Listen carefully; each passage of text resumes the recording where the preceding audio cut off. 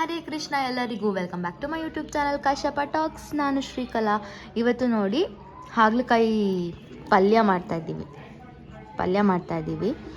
ಹಾಗಲಕಾಯಿ ಪುಡಿ ಪಲ್ಯ ಗೈಸ್. ಇದೊಳ್ಳೆ ನೋಡೋಕೆ ನಂಗೆ ಕೆಲವು ಸಲ ಕ್ರೊಕೊಡೈಲ್ ಅಂತ ಅನಿಸುತ್ತೆ. ಕ್ರೊಕೊಡೈಲ್ ಅಂದರೆ ನೋಡಿ ಇಲ್ಲಿ ಸೇಮ್ ಕ್ರೊಕೊಡೈಲ್ ಥರ ಇಲ್ವಾ? ಕ್ರೊಕೊಡೈಲ್ ಫೇಸು ಇದು, ಕ್ರೊಕೊಡೈಲ್ ಇದು ಬಾಲ ಒಂದಿಲ್ಲ ಅಷ್ಟೇ. Okay, anyways jokes apart. ಇವಾಗ ನಾನು ಹಾಗಲಕಾಯಿ ಪುಡಿ ಪಲ್ಯ ಮಾಡುವ ವಿಧಾನವನ್ನು ತೋರಿಸ್ತೀನಿ.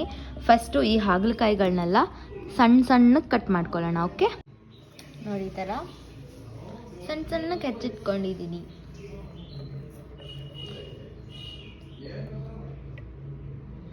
ಗೈಸ್ ನೋಡಿ, ಎಣ್ಣೆ ಕಾಯಿಸ್ಕೊಂಡಿದ್ದೀನಿ, ಎಣ್ಣೆ ಹಾಕಿದ್ದೀನಿ ಕಾಯೋಕ್ಕೆ.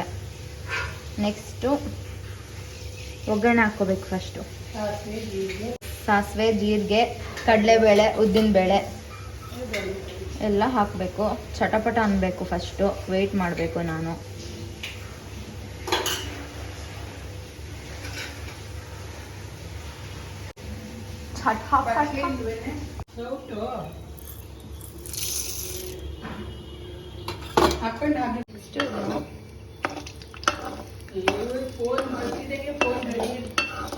ಬರ್ತಾನೆ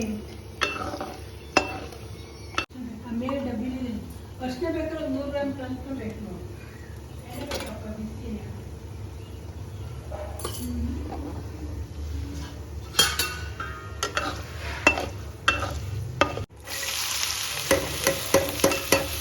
ಭಟ್ಕಳ ಬೆಂಗಳೂರು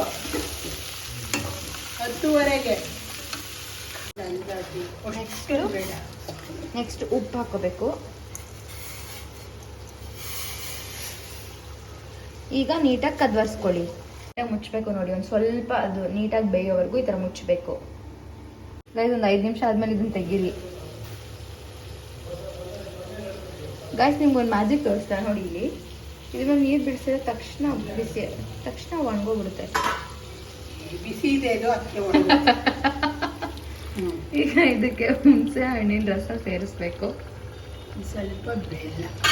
ಒಂದು ಸ್ವಲ್ಪ ಬೆಲ್ಲ, ಸೊ ದಟ್ ಹುಳಿ ಎಲ್ಲ ಸರ್ವನಾಶ ಆಗೋಗುತ್ತೆ. ಅದೇ ಕರೆಕ್ಟು. ಕಹಿ ಅಂಶ ಕಡಿಮೆ ಆಗುತ್ತೆ. ಕಹಿ ಅಂಶ ಸರ್ವನಾಶ. ಇದು ಕುದೀತಾ ಇರಬೇಕು. ಈಗ ಬೆಲ್ಲ ಹಾಕ್ತಾ ಇದೀವಿ.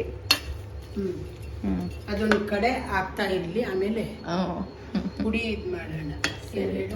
ಪುಡಿ ಮಾಡ್ಕೊಳ್ಳೋಣ. ಒಂದು ಕಡೆ ಕುದೀತಾ ಇರ್ಲಿ, ಬಿಟ್ಟು ಎಸ್ ಒಂದು ½ an hour ಸಣ್ಣ ಉರಿ ಕುದೀಲಿ.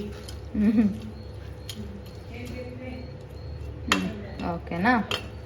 ಈಗ ಇದನ್ನ ಕೂಡಿಸ್ಬಿಟ್ಟು ಮುಚ್ಚಿಬಿಡೋಣ. ಈಗ ಗೈಸ್ ನೋಡಿ ಮುಚ್ತಾ ಇದ್ದೀನಿ.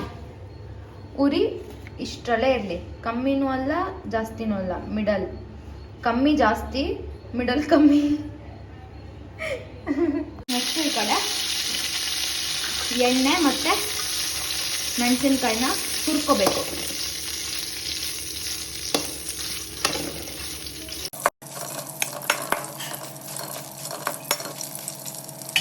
ಹೆಚ್ಚಿಗೆ ಮಾಡಿದ್ಯಾತೆ. ನೆಕ್ಸ್ಟ್ ಮೆಂತ್ಯ, ಸಾಸಿವೆ ಆ್ಯಂಡ್ ಜೀರಿಗೆ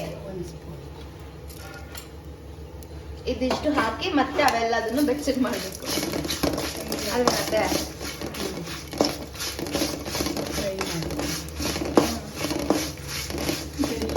ಇದೊಂದು ಸ್ವಲ್ಪ ಹೊತ್ತು ಆದಮೇಲೆ ಧನಿಯಾ ಹಾಕಬೇಕು. ಆಲ್ಮೋಸ್ಟ್ 1.5 ಸ್ಪೂನ್ ಅಷ್ಟು ಧನಿಯಾ ಹಾಕಿ ಇದನ್ನ ಕೂಡ ಫ್ರೈ ಮಾಡಬೇಕು.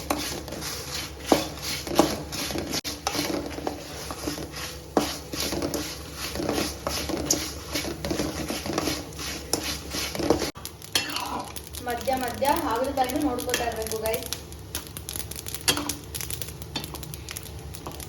ಇದನ್ನ ಬಿಟ್ಬಿಟ್ಟು ಅದನ್ನ ಇಗ್ನೋರ್ ಮಾಡಬಾರ್ದು.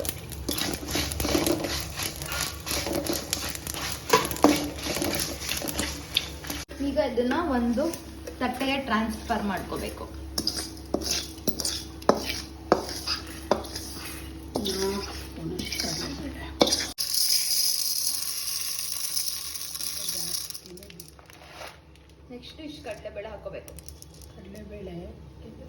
ಜಾಸ್ತಿ ಇರೋದ್ರಿಂದ ಸ್ವಲ್ಪ ಕಡಲೆಬೇಳೆ ಜಾಸ್ತಿ, ಅರ್ಧ ಕೆ ಜಿ ಹಾಕ್ಬೇಕಂತ 4 ಸ್ಪೂನ್ ಕಡಲೆಬೇಳೆ.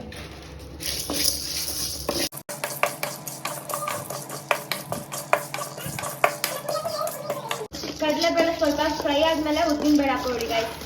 ಅದಕ್ಕೆ ಉದ್ದಿನಬೇಳೆ ಹಾಕ್ಕೊಂಡ್ರೆ ಈ ರೆಸಿಪಿ ನಾನೇ ಮತ್ತೆ ಹೇಳ್ಕೊಡ್ತಾ ಇರೋದು. ಆಮೇಲೆ ಮತ್ತೆ 2 ಸ್ಪೂನ್ ಉದ್ದಿನಬೇಳೆ, ಕರ್ಬೇವಿನ ಸೊಪ್ಪಿನ ಗಿಡ ಹಾಕ್ತೀವಿ ಮತ್ತೆ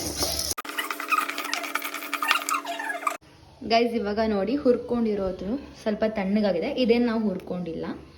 ಇದನ್ನ ಮಿಕ್ಸಿಗೆ ಹಾಕಬೇಕು. ಓಕೆ ನೋಡಿ ಈ ಥರ ಪುಡಿ ಮಾಡ್ಕೊಂಡಿದ್ದೀನಿ. ಈಗ ಇದನ್ನ ಮಿಕ್ಸ್ ಮಾಡೋದು ಅಷ್ಟೆ. ಈಗ ಈ ಪುಡಿನ ಹಾಕ್ತಾ ಇದ್ದೀನಿ ಗೈಸ್. ಹಾಕಿ ಮಿಕ್ಸ್ ಮಾಡಬೇಕು. ಡ್ರೈ ರೋಸ್ಟ್ ಪುಡಿ ಪಲ್ಯ ರೆಡಿ.